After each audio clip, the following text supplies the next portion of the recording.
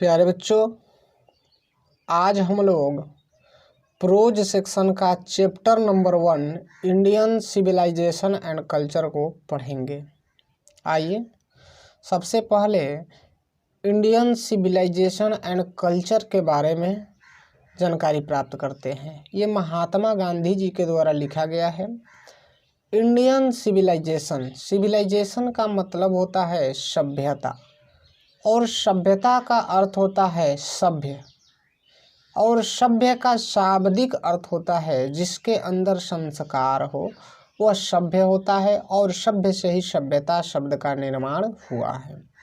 And culture का अर्थ होता है संस्कृति, और संस्कृति का शाब्दिक अर्थ होता है चाल चलन। यानी कहने का अर्थ है कि महात्मा गांधी जी हमारी भारतीय सभ्यता यानी भारतीय संस्कार और भारतीय चाल चलन की तुलना विदेशी संस्कार और विदेशी चाल चलन से किए हैं। यानी भारतीय सभ्यता और संस्कृति की तुलना विदेशी सभ्यता और संस्कृति से किए हैं।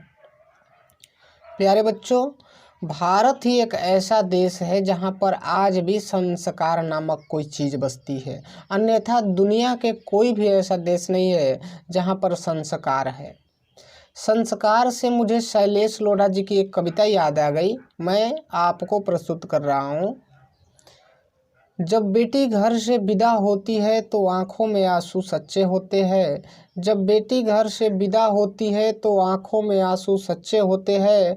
हर घर घर में पाँव छूने वाले छोटे बच्चे होते हैं। इस बात को सुनकर मैं सोचने लगा, बात में जोश दम तो है, अरे हम तो हम होते हैं। भले ही इन आँखों में धुआं और चेहरे पर गुबार है, जेब में कुछ पैसा उधार है, और दिल्ली में एक लंबी लंबी सरकार है। न चमक है, न दमक है, न रोशनी है, न कार है। भारत एक ऐसा देश है जहां आज भी संस्कार है, जहां आज भी संस्कार है। हाय फ्रेंड्स, मैं अशोक अग्रवाल सर और आप देख रहे हैं अपना यूट्यूब चैनल।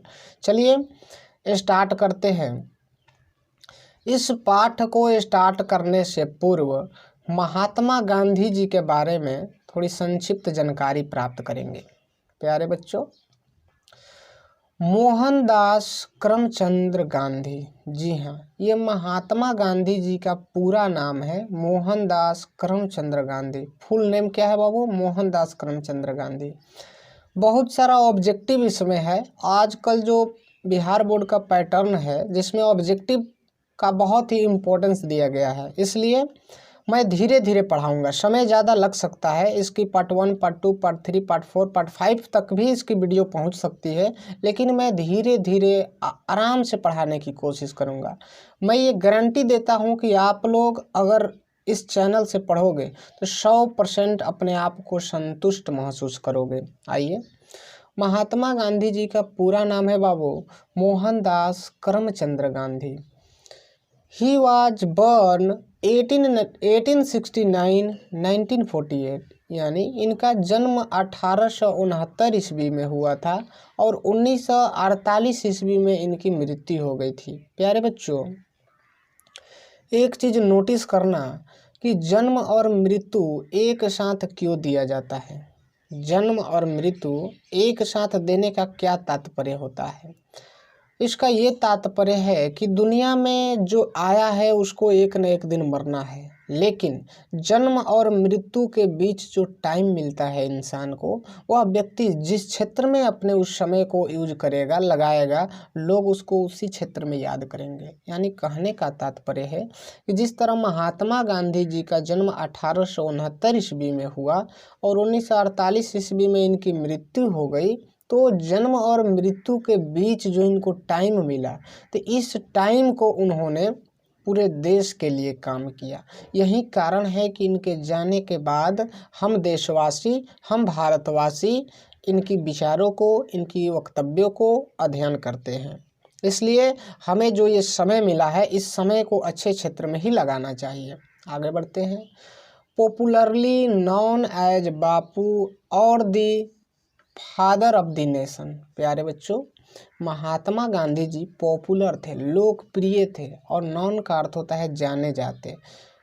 यानी वो जाने जाते थे एज बापू, यानी बापू के नाम से वह बहुत ही प्रसिद्ध थे। और the father of the nation, और राष्ट्रपिता के नाम से भी वो बहुत लोकप्रिय थे। गौर करिएगा, महात्मा गांधी जी को लोग प्यार से बापू भी कहा करते थे और राष्ट्रपिता के नाम से भी वो क्या थे, प्रसिद्ध थे। यानी राष्ट्रपिता के नाम से भी वो क्या थे, पॉपुलर थे, फेमस थे। He was more a spiritual leader than a politician. बच्चों, he was more a spiritual leader than a politician. spiritual leader का अर्थ होता है आध्यात्मिक नेता और more का अर्थ होता है ज़्यादा। देन का प्रयोग यहाँ पर तुलना करने के लिए किया गया है। ए पॉलिटिशियन का अर्थ होता है राजनेता, यानी कहने का अर्थ है कि महात्मा गांधी जी पॉलिटिशियन भी थे, राजनेता भी थे, लेकिन राजनेता की अपेक्षा स्पिरिचुअल लीडर अधिक थे, आध्यात्मिक नेता ज़्यादा थे। यानी महात्मा गांधी जी राजनेता कम और आध्यात्मिक नेता ज़्यादा थे। आध्यात्मिक नेता का मतलब क्या हो गया, अध्यात्म का मतलब क्या होगा, तो वैसा व्यक्ति जो देवी देवताओं, मंदिर मस्जिद, तीर्थ स्थलों में विश्वास करता है उसे स्पिरिचुअल लीडर कहा जाता है। तो महात्मा गांधी जी इन सभी चीज़ों में क्या करते थे बाबू, विश्वास करते थे। ठीक है, आगे बढ़िए। ही सक्सेसफुली यूज्ड, यानी उन्होंने सफलतापूर्वक यूज किया, प्रयोग किया, truth and non violence as the chief weapon against the British rule in India. यानी कहने का अर्थ है ही सक्सेसफुल, यानी उन्होंने सफलतापूर्वक यूज मतलब प्रयोग किया, truth and non violence. Truth का मतलब होता है बाबू सत्य, एंड नॉन वियोलेंस का अर्थ होता है अहिंसा। As the chief weapon, chief का अर्थ होता है मुख्य या प्रमुख रूप से, वेपन का अर्थ होता है हथियार, अगेंस्ट का अर्थ होता है खिलाफ या विरुद्ध, the British rule in India, यानी भारत में जो ब्रिटिश शासक था ना, जो हम भारतवासियों के ऊपर जो अंग्रेज शासन कर रहा था ना, तो उसके खिलाफ महात्मा गांधी जी ने सत्य और अहिंसा को प्रमुख हथियार के रूप में प्रयोग किया। यानी अंग्रेजों को भगाने के लिए इन्होंने अस्त्र शस्त्र बम बारूद का सहारा नहीं लिया, बल्कि सत्य और अहिंसा के मार्ग पर चल करके अंग्रेजों को भारत से क्या किया, भगाया। And helped India gain independence, और भारत को स्वतंत्रता दिलाने में, भारत को आज़ादी दिलाने में हेल्प्ड किए, मदद किए। कौन, महात्मा गांधी जी। फ्रॉम 1950 टिल 1948, प्यारे बच्चों 1915 ईस्वी से 1948 ईस्वी तक ही कम्प्लीटली डोमिनेटेड इंडियन पॉलिटिक्स, यानी 1915 से 1948 ईस्वी तक महात्मा गांधी जी कम्प्लीटली पूरी तरह से, डोमिनेटेड का अर्थ होता है हावी रहे या फेमस रहे, इंडियन पॉलिटिक्स यानी भारतीय राजनीतिक व्यवस्था में 1915 से 1948 ईस्वी तक महात्मा गांधी जी पूरी तरह से हावी रहे, पूरी तरह से फेमस रहे। यानी इस दौरान अगर राजनीति के क्षेत्र में किसी की बोलबाला थी तो वो किसकी थी बाबू, वो महात्मा गांधी जी की थी, याद रखिएगा, ऑब्जेक्टिव में पूछ भी सकता है। He died at the hands of fanatic on 30 जनवरी 1948, प्यारे बच्चों ही डाइड, ऐसी महान आत्मा की मृत्यु हो गई, at the hands of A fanatic, यानी हैंड्स ऑफ ए फैनेटिक का अर्थ होगा बाबू एक कट्टरपंथी हाथों के द्वारा या एक सनकी व्यक्ति के हाथों के द्वारा, यानी नाथूराम गोडसे के द्वारा इनकी 30 जनवरी 1948 ईस्वी को मृत्यु हो गई। दिल्ली में इनको गोली मार करके हत्या कर दिया गया।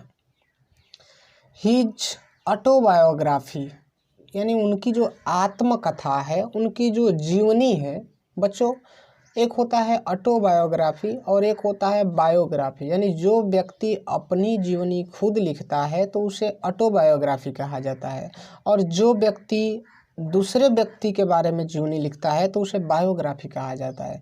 तो महात्मा गांधी जी अपनी जीवनी खुद लिखे थे, इसलिए यहाँ पर ऑटोबायोग्राफी शब्द का प्रयोग किया गया है। किस किताब में लिखे थे, माई एक्सपेरिमेंट विथ ट्रूथ, यानी सत्य के साथ मेरा प्रयोग, यानी बच्चों सत्य के साथ उनका जो प्रयोग रहा ना, तो अपने सारे उस वर्णन को, सारे अपनी उनके जीवन में जो जो उन्होंने सत्य के मार्ग पर चलने पर उन्हें कठिनाइयों का सामना करना पड़ा, वो सारे चीज़ को माई एक्सपेरिमेंट विथ ट्रूथ नामक बुक में वर्णन किए हुए हैं। आगे बढ़िए। And the numerous articles that he wrote for young India, और महात्मा गांधी जी ने न्यूमरस आर्टिकल्स यानी अनेकों लेख लिखे, किसके लिए? यंग इंडिया पत्रिका के लिए।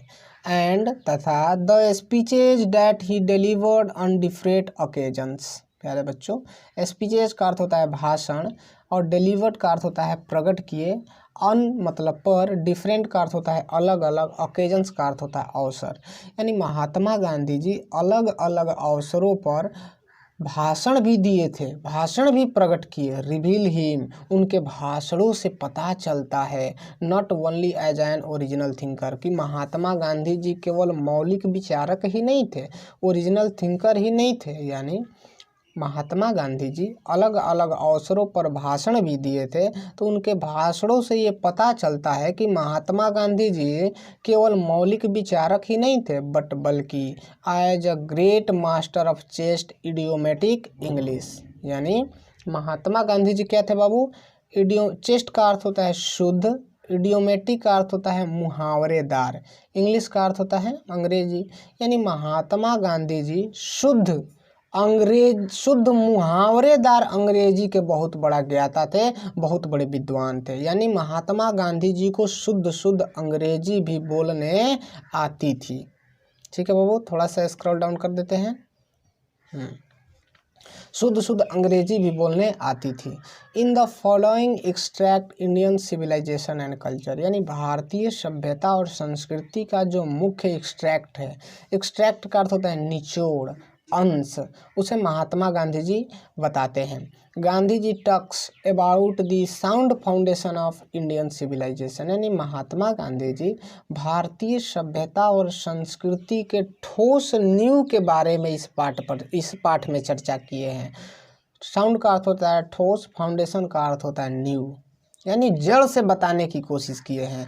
विच has successfully withstood the passage of time, कि हमारी भारतीय सभ्यता और संस्कृति सक्सेसफुली सफलतापूर्वक withstood the passage of time, यानी समय के परिवर्तनों के साथ साथ सफलतापूर्वक टिकी हुई है। The western civilization which has the tendency to privilege materiality cannot match the Indian civilization। यानी बच्चों, कहने का अर्थ है कि महात्मा गांधी जी इस पाठ में भारतीय सभ्यता और संस्कृति की ठोस नींव के बारे में बताने की कोशिश किए हैं कि दुनिया बदलती गई, दुनिया मॉडर्न हो गया, लेकिन हमारी सभ्यता और संस्कृति आज भी समय के परिवर्तनों के सामना करते हुए आज भी टिकी हुई है, जबकि दुनिया की तमाम सभ्यताओं का पतन हो गया, ये बताने की कोशिश कर रहे हैं। द वेस्टर्न सिविलाइजेशन, जो पश्चिमी सभ्यता है, जो विदेशी सभ्यता है, which has the tendency to privilege materiality, यानी उनकी जो टेंडेंसी है, उनकी जो मानसिकता है, प्रवृत्ति है, टू प्रिविलेज मटेरियलिटी, यानी भौतिकवाद को बढ़ावा देना, भौतिक वस्तुओं पर स्वाधिकार प्राप्त करना पश्चिमी सभ्यता की प्रवृत्ति है। तो महात्मा गांधी जी कहते हैं कि कैनॉट मैच, वो मिल नहीं खा सकती है द इंडियन सिविलाइजेशन, हमारी भारतीय सभ्यता से। क्यों? क्योंकि that elevates the moral wings, elevates का अर्थ होता है बढ़ावा देना। हमारी भारतीय सभ्यता और संस्कृति जो है ना, वो नैतिकता को बढ़ावा देती है, वो भाईचारे को बढ़ावा देती है, जबकि पश्चिमी सभ्यता की प्रवृत्ति भौतिकवाद को बढ़ावा देती है। तो महात्मा गांधी जी कहते हैं कि पश्चिमी सभ्यता हमारी भारतीय सभ्यता के साथ मेल नहीं खा सकती है। प्यारे बच्चों, अब मोरल विंग आता है, यानी नैतिकता को बढ़ावा देना। नैतिकता क्या होता है? देखो, अपने देश के प्रति, अपने समाज के प्रति, अपने शिक्षक के प्रति, अपने परिवार के प्रति और प्राकृतिक चीज़ों के प्रति जो व्यक्ति का कर्तव्य बनता है, वो नैतिक कर्तव्य कहलाता है। और हमारी सभ्यता और संस्कृति इन्हीं सभी चीज़ों को क्या करती है? बढ़ावा देती है। ये समझाने की कोशिश कर रहे हैं महात्मा गांधी जी। आइए इस चैप्टर की शुरुआत करते हैं। इंडियन सिविलाइजेशन एंड कल्चर, भारतीय सभ्यता और संस्कृति। पैराग्राफ नंबर 1 देखते हैं। I believe that the civilization India has evolved is not to be beaten in the world। बच्चों, evolved का अर्थ होता है विकास करना। आई बिलीव यानी मुझे विश्वास है, मैं विश्वास करता हूँ डैट की the civilization India has evolve कि भारत ने जिस सभ्यता का विकास किया है is not to be beaten in the world, वो दुनिया की कोई भी सभ्यता इसे हरा नहीं सकती, इसे परास्त नहीं कर सकती। बच्चों, महात्मा गांधी जी कहते हैं कि मैं इस बात पर विश्वास करता हूँ डैट कि भारत ने जिस सभ्यता का विकास किया है इस सभ्यता को दुनिया की कोई भी सभ्यताएं परास्त नहीं कर सकती है। आगे बढ़िए। क्यों ऐसा कहते हैं? क्योंकि nothing can equal the seeds sound by our ancestor. Ancestors का अर्थ होता है पूर्वज, सीड्स का अर्थ होता है बीज, और सॉन का अर्थ होता है बोया गया, इक्वल का अर्थ होता है बराबरी। यानी महात्मा गांधी जी कहते हैं कि हमारे पूर्वजों के द्वारा जो सभ्यता रूपी बीज बोया गया है इस बीज की बराबरी कोई नहीं कर सकता है। अब उदाहरण भी प्रस्तुत कर रहे हैं। रोम वेंट, रोम चला गया, यानी रोम की भी सभ्यताएं हुआ करती थी लेकिन वो आज नहीं है दुनिया में, इनकी सभ्यताओं का पतन हो गया। ग्रीस शेयर दी, एक सेकेंड,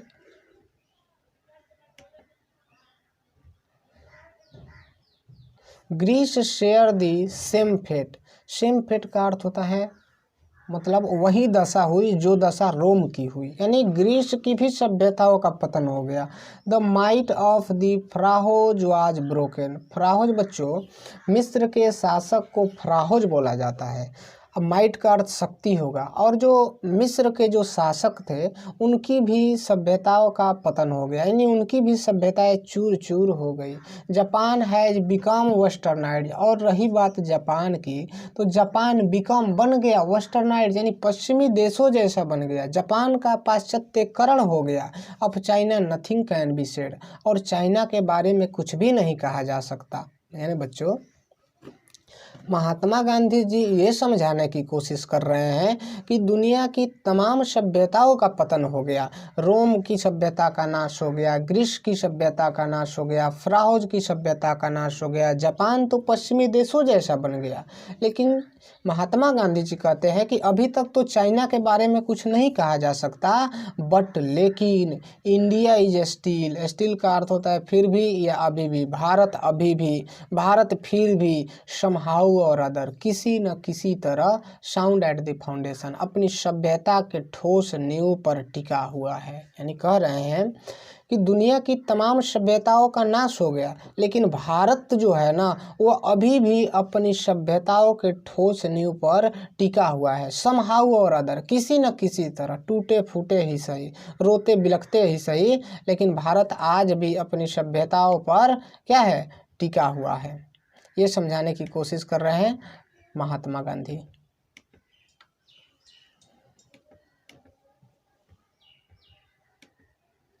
ठीक है, आगे बढ़िए। यानी इसका सबूत भी हमें देखने को मिल सकता है। आज भी हमारे देश में अतिथियों का स्वागत किया जाता है, भूखे का भोजन कराया जाता है, जबकि ये सब संस्कार विदेशी में नहीं है, विदेश में नहीं है, विदेशी सभ्यता में नहीं है। यानी कहने का अर्थ है ये इस बात का परिणाम है कि आज भी हमारी सभ्यता और संस्कृति मौजूद है। The people of Europe learn their lessons from the writing of the men of Greece और रोम। यानी कहने का अर्थ है द पीपुल ऑफ यूरोप, जो यूरोप के लोग हैं, लर्न दियर लेसन, अपने पाठ को सीखने लगे, from the writing of the men of Greece और रोम, यानी ग्रीस और रोम के लोगों से यूरोप के लोग अपने पाठ को सीखने लगे। विच, जिनका, exist no longer in their former glory. Former का अर्थ होता है भूतपूर्व, ग्लोरी का अर्थ होता है प्रतिष्ठा या इज्जत, एग्जिस्ट का अर्थ होता है मौजूद या विद्यमान। यानी यूरोप के लोग वैसे लोगों से अपने पाठ को सीखने लगे जिनका कोई इज्जत नहीं था, जिनका कोई भूतपूर्व गौरव मौजूद ही नहीं था। कहने का अर्थ है कि ग्रीस और रोम की सभ्यता का पहले से ही पतन हो गया था, नाश हो गया था, लेकिन यूरोप के लोग उन्हीं से सीखने लगे। वैसे लोगों से सीखने लगे जिनकी सभ्यता का पहले से ही पतन हो गया है। तो जरा गौर करिएगा, जिनकी सभ्यता का पहले से ही पतन हो गया हो, अगर हम लोग वैसे लोगों से सीखेंगे तो क्या हमारी सभ्यता के ऊपर इफेक्ट नहीं पड़ेगा? ज़रूर पड़ेगा। लेकिन ये क्यों सीख रहे थे, आगे पढ़ते हैं। In trying to learn from them, उनसे सीखने की कोशिश में। यूरोप के जो लोग थे ना बाबू, बहुत चालाक थे। किस लालच में सीख रहे थे, आगे देखिए। In trying to learn from them, उनसे सीखने की कोशिश में द यूरोपियंस इमेजिन, यूरोप के लोग ये इमेजिन कर रहे थे, ये कल्पना कर रहे थे, ये सोच रहे थे डैट की they will avoid the mistakes of Greece and Rome, कि जो गलती ग्रीस और रोम के लोगों ने किया, जिसके कारण उनकी सभ्यता का पतन हो गया, अगर हम लोग उनकी गलतियों को पढ़ लेंगे ना और उनकी गलतियों को हम लोग नहीं दोहराएंगे तो हमारी सभ्यता का पतन होने से बच सकता है, हमारी सभ्यता का विनाश होने से हम बचा सकते हैं। ये कल्पना कर रहे थे कौन? यूरोप के लोग बच्चों। लेकिन ऐसा तो होता नहीं है। सभ्यता में कई चीज़ों का समावेश होता है, ये कोई खिलौना थोड़ी है। Such is their pitiable condition. Pitiable condition का अर्थ होता है दयनीय स्थिति, यानी यूरोप के लोगों को यही सोच सोच करके दयनीय स्थिति था, यानी उनका बुरा हाल था। आइए पैराग्राफ नंबर 2 को पढ़ते हैं बाबू। बिल्कुल आराम से पढ़ेंगे, धीरे धीरे पढ़ेंगे, कोई दिक्कत नहीं। ये चैप्टर जैसे ही समाप्त होगा आपको ऑब्जेक्टिव भी प्रोवाइड कर दिया जाएगा, इसलिए खूब बढ़िया से मन से पढ़िए। In the midst of all this, in the midst of all this, midst का अर्थ होता है बीच, ऑफ ऑल दिस यानी इन सब के बीच। किन सब के बीच? रोम, ग्रीस, जापान, चाइना, फ्राहोच, यानी इन सब के बीच में इंडिया रिमेन्स इमूवेबल, भारत अडिग रहा है, भारत स्थिर रहा है, भारत अचल रहा है। बच्चों इमूवेबल का अर्थ होता है अडिग, स्थिर, अचल, यानी इन सब के बीच में भारत अभी भी स्थिर रहा है, बल्कि दुनिया की तमाम सभ्यताओं का पतन हो गया। And that is her glory, और यही इसकी इज्जत है, यही इसकी महिमा है, यही इसकी क्या है? ग्लोरी है, कि दुनिया की तमाम सभ्यताओं का पतन हो गया लेकिन भारत अभी भी अपनी जगह पर अडिग है, अचल है। It is a charge against India that her people are so uncivilised, ignorant and stolid. बच्चों इस लाइन को जरा गौर से देखिएगा। इट इज चार्ज, यह आरोप है, यानी पश्चिम के जो लोग हैं, विदेशी जो लोग हैं ना, वो आरोप लगाते हैं अगेंस्ट इंडिया, यानी भारत के खिलाफ, भारत के विरुद्ध आरोप लगाते हैं। डैट की हर पीपुल, यहाँ के लोग, आर सो अनसिविलाइज्ड, इतने न असभ्य होते हैं, इग्नोरेंट, इतने अशिक्षित अनजान होते हैं, एंड स्टोलिड, मंदबुद्धि सुस्त होते हैं। डैट की it is not possible to induce them to adapt any changes, कि किसी भी प्रकार के परिवर्तन को अपनाने के लिए, एडप्ट करने के लिए संभव प्रयास ही नहीं करते हैं, प्रयत्न ही नहीं करते हैं। इंड्यूस का अर्थ होता है प्रयत्न करना और पॉसिबल का अर्थ होता है संभव। यानी पश्चिम के जो लोग हैं, विदेशी जो लोग हैं, हम भारतवासियों के ऊपर ये आरोप लगाते हैं कि भारत के लोग इतने असभ्य, अशिक्षित, अनजान और मंदबुद्धि सुस्त होते हैं, यानी सुस्त टाइप के होते हैं, बुर्बक टाइप के होते हैं, कि वो किसी भी प्रकार के परिवर्तन को अपनाने के लिए संभव प्रयास ही नहीं करते हैं। It is a charge really against our merit. Mahatma Gandhi ji क्या कहते हैं कि भाई साहब आप लोग जो हम भारतवासियों के ऊपर, हिंदुस्तान वासियों के ऊपर जो आरोप लगा रहे हो, वो आरोप क्या है? रियली, सचमुच में अगेंस्ट आवर मेरिट, हमारी योग्यता के खिलाफ है, हमारी सभ्यता और संस्कृति के खिलाफ है। हमारी सभ्यता और संस्कृति इन सभी चीज़ों को प्राप्त करने के लिए इजाज़त नहीं देती है, इसलिए आप लोगों के द्वारा लगाया गया आरोप हमारी सभ्यता और संस्कृति के खिलाफ है। ऐसा बात नहीं है कि हम अनजान हैं, हम लोग सुस्त है, हम लोग अशिक्षित है, ऐसा बात नहीं है। What we have tested and found true on the anvil of experience. बच्चों एक्सपीरियंस का अर्थ होता है अनुभव और एनविल का अर्थ होता है निहाई, यानी लोहार के पास जब जाओगे तो उसके पास एक बहुत बड़ा मोटा टाइप का एक लोहा रहता है, उसी लोहे पर हर चीज़ को पीटता है, खुरपी हसुआ उस पर क्या करता है, उसको पीटता है, तो उसे निहाई बोलते हैं, इंग्लिश में एनविल बोलते हैं। तो महात्मा गांधी जी कह रहे हैं आप लोग जो आरोप लगा रहे हो ना, तो उस आरोप को मैंने अनुभव की निहाई पर पटक पटक करके उसका परीक्षण किया है एंड फाउंड ट्रू, और ये सत्य पाया है कि यह आरोप हमारी सभ्यता और संस्कृति के खिलाफ है। वी डेयर नॉट चेंज, और हम इसे बदलने की हिम्मत भी नहीं करते हैं। हम भारतवासियों के अंदर उतनी साहस नहीं है कि हम अपनी सभ्यता और संस्कृति में बदलाव कर दें, इसलिए आप लोगों के द्वारा लगाया गया आरोप गलत है। मैनी थ्रस्ट दियर एडवाइस अपन इंडिया। बच्चों मैनी का अर्थ होता है कई, थ्रस्ट मतलब थोपते हैं, दियर एडवाइस यानी अपने सोच को, अपने सलाह को, अपने विचार को, अपन इंडिया यानी भारत के ऊपर। कहने का अर्थ है कि बहुत से लोग अपने सोच को, अपने विचार को भारत के ऊपर थोपते हैं एंड सी रिमेन्स स्टडी, और भारत चुपचाप स्थिर रहता है, भारत चुपचाप सुनता रहता है, अडिग रहता है। बच्चों इम्बोवल और स्टडी का अर्थ सेम ही होगा, यानी भारत चुपचाप स्थिर रहता है। दिस इज हर ब्यूटी, यही इसकी सौंदर्य है, यही इसकी ब्यूटी है कि भारत चुपचाप सुनता रहता है। It is the sheet anchor of our hope, यही हमारी उम्मीद का मध्य अवलंबन है, यही हमारी उम्मीद का मध्य आधार है। प्यारे बच्चों इस वीडियो लेक्चर में पैराग्राफ नंबर 2 तक रहने देते हैं, अगली वीडियो में पैराग्राफ नंबर 3 से पढ़ेंगे। आप लोगों से एक रिक्वेस्ट है, अगर यह वीडियो आपको पसंद आई हो तो प्लीज़ मेरे चैनल को सब्सक्राइब करें, वीडियो को लाइक कमेंट और शेयर करें, क्योंकि मैं आप लोगों के लिए मेहनत करता हूं। अगर आप लोग मुझे मोटिवेट करोगे तो मुझे पढ़ाने में ज़्यादा क्या लगेगा, मतलब इंटरेस्ट रहेगा। Thanks for watching the video. जय हिंद, जय भारत।